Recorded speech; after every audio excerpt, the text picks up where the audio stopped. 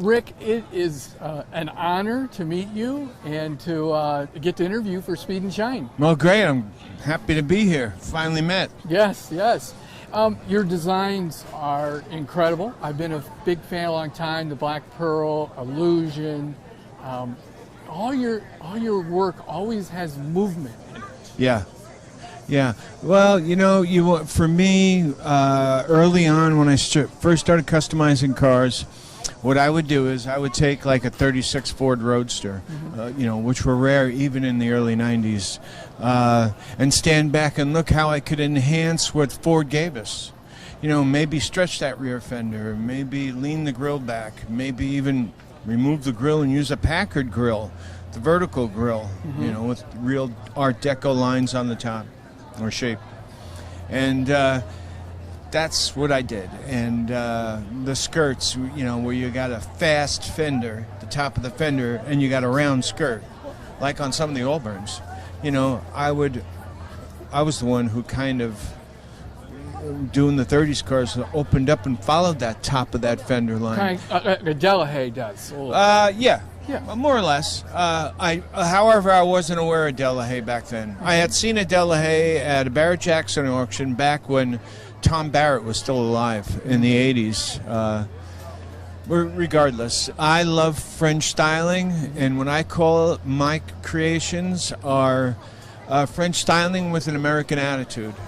Elegant, stylish, but it has to have an attitude. It has to, it's got to grab you. It's got to pull you in, whether it's the color, and when you get up close and you look inside, you look at the jewelry on the dashboard, is what I call it, or on the exterior.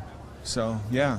The last 8 or 10 cars have been coach-built, scratch-built, just like they did the Duesenbergs. They do the chassis, the firewall, the 4 wheels, the drivetrain, and send it off. And some body shop, or coach builder, I should say, would build the body. Wow. So, yeah, I've been real fortunate. I've got, I've got somewhat of a good eye, I think, but I've got the best guys that work for me. That makes a difference. They can make your vision come through. They could bring it to life, and I'm there every step of the way. I mean, if something's going in a direction that I'm not liking, it's going out the window. And I've never had a car. That was going to be my question. Have you ever had one where you got done and said, nope? Yeah. Yeah?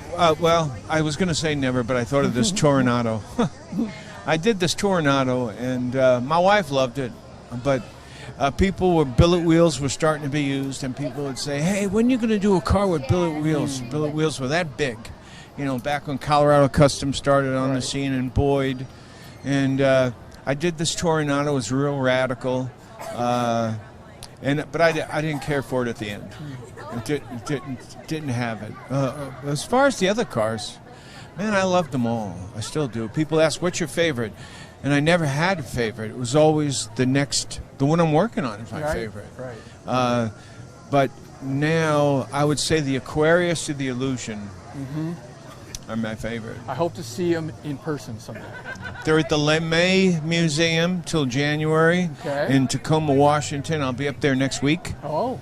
And they're on loan from the Peterson Museum. Okay. It's called Reclaimed Rust. All right. You could see it's James Hetfield collection. Right. James and I were partners for a number of years. Black Pearl, right? The Black Pearl, the Aquarius was his. The Voodoo Priest, the 37 Zephyr was his. The Skyscraper, the 53 Skylark, that was his. So, yeah.